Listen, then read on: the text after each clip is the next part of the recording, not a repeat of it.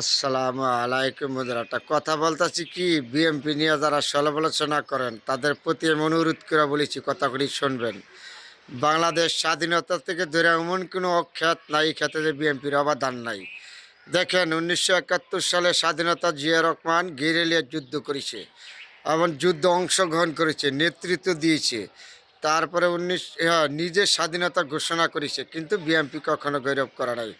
তারপরে আবার আসছেন 90-তে এরশাদ স্বেচ্ছাচার পতন করার পিছনে সম্পূর্ণ বিএনপির একলা। জামায়াত তো ছিল না, আওয়ামী লীগও ছিল না। এরশাদকে পতন করার, এই স্বেচ্ছাচার এরশাদ পতন করা শুধু বিএনপি একলা আন্দোলনের মাধ্যমে। এমন খ্যাত নাই বিএনপির এই জায়গায় যে অবদান করে। আর যারা বলেন 5ই আগস্ট 24 সালে স্বাধীন করছেন, তাদের প্রতি অনুরোধ করে বলেছি, পিছনে তাকান। একটা গায়েবী জানাজা দিলে পল্টন ময়দানে লক্ষ লক্ষ মানুষ হতো বিএনপি। সেই বিএনপি 16 বছর ধরে রাজপথে যুদ্ধ করে আসছে, আন্দোলন করে আসছে, মিছিল করে আসছে, মিটিং করে আসছে। এই বিএনপির নেতাকর্মী গুণ খুন, নির্যাতন, মামলা হামলা এমন কোনো বাদ নাই বিএনপির উপরে না যায় ঝড় তুফান। জেনে রাখবেন, আপনি এক চিঠি নইতে এক সময় লাগে, কিন্তু ভালো হইতে বহুদিন লাগে। কিন্তু 16 বছরের এই স্বাধীন যুদ্ধ বিএনপির নেতৃত্বে দিয়ে আসছে। একদিন স্বাধীন হয়ে গেলে গা, আপনারা যদি বলেন আমরা দেশ স্বাধীন করে বলাইছি, এই সমস্ত ভুল পথের থেকে সবাই বেরিয়ে আসেন।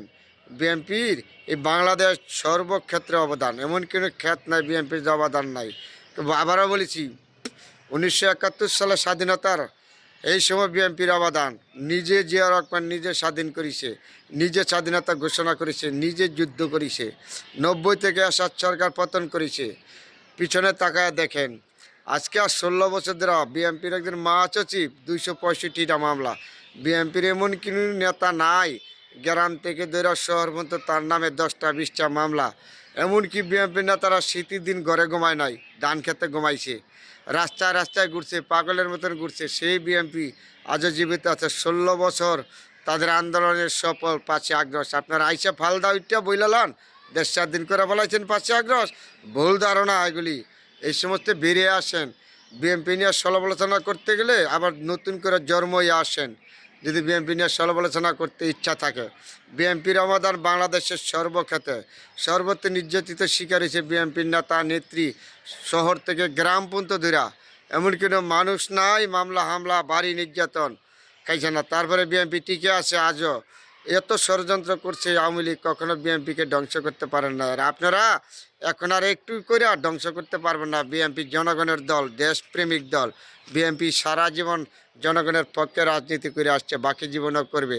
বিএনপি নিয়ে সমালোচনা করলে একটু চিন্তা করে করবেন। সবার প্রতি অনুরোধ, পারলে কেউ ভিডিওটা শেয়ার করে দিয়েন, সবাই শোনার জন্য অনুরোধ।